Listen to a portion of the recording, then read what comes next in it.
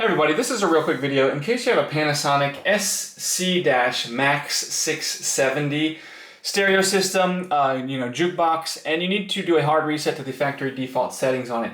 Now you're going to want to do this for one of two reasons. The first one is troubleshooting.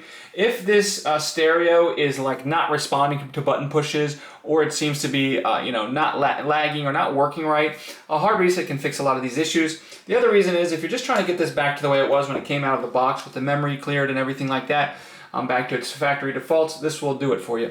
All you need to do is, first of all, you just need to unplug this device from the wall and then wait at least 3 minutes to clear everything out. Once you've waited at least 3 minutes, you're going to go and you're going to press and hold the power button, and while pressing and holding the power button, you can go ahead and plug the unit back in.